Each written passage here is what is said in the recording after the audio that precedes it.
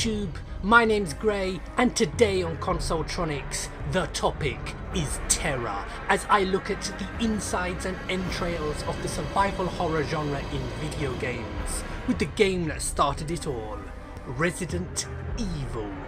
Now, Resident Evil, known in Japan as Biohazard, was released on the PlayStation 1 by Japanese developers Capcom in 1996.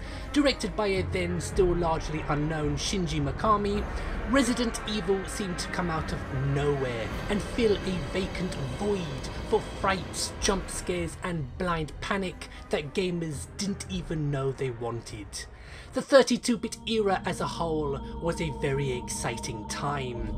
Things were changing, the old guard like Commodore, Atari and Sinclair were falling by the wayside, and it felt like video game developers were no longer shackled like they had been for the best part of 10 years by the restrictions of 8 and 16-bit technology. 32-bit wasn't just going to be the future of gaming, it was its present.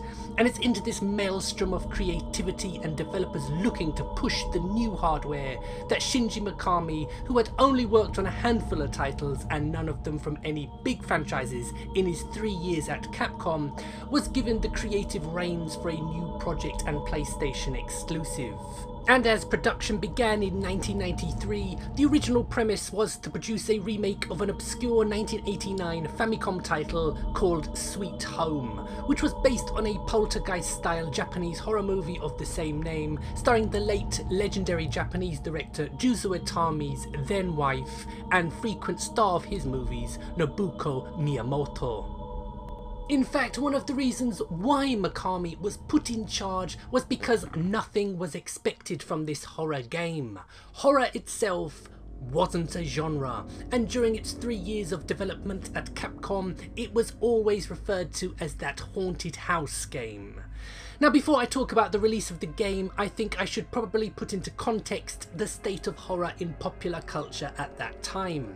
Nowadays, we take zombies for granted. They're everywhere and in everything. They're in your movies, TV shows, cartoons. People these days seemingly can't get enough of the shuffling undead. Back in the 90s, however, pre-internet, people were sick of horror, full stop.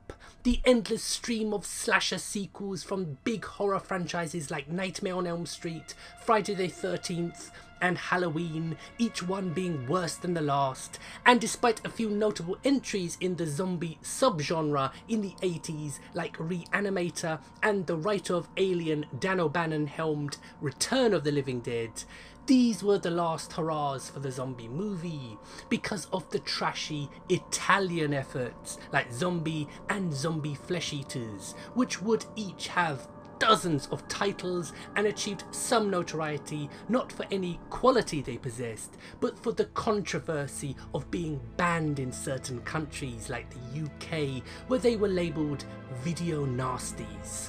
Raided many video shops in the past months. In this North London shop, for instance, they took away the so-called nasty videos, but they left behind the cassette boxes. The attached wrappings say simply not to be seen by those of nervous disposition. Anyway, with the success of movies like E.T. and Gremlins in 82 and 84 respectively, suddenly creature features were what the public wanted to see, so zombies were given the Spanish Archer by producers as studios started knocking out movies like Critters, Puppet Master, Demonic Toys, Child's Play, and scariest of all, Mac and Me.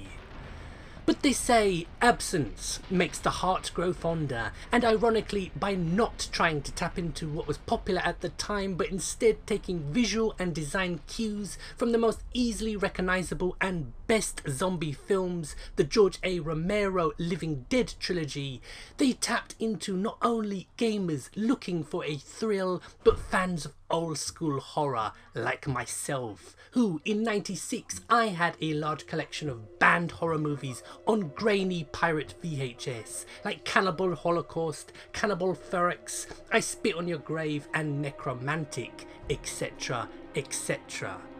The one aspect I found weird about Resident Evil, yet everyone else from my friends to magazine reviewers seemed to champion it, was the campy elements, the poor voice acting, the awful live action segments. I personally never had any complaints with the tank controls. Once I got used to it, it was fine. I know some never did.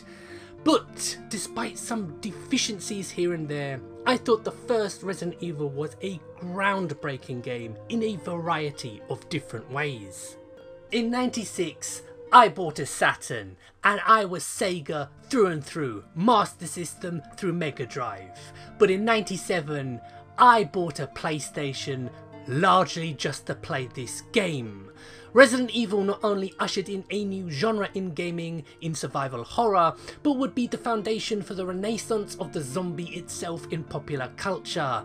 From numerous sequels and spin-offs to the live-action adaptations and other media, right up to The Walking Dead.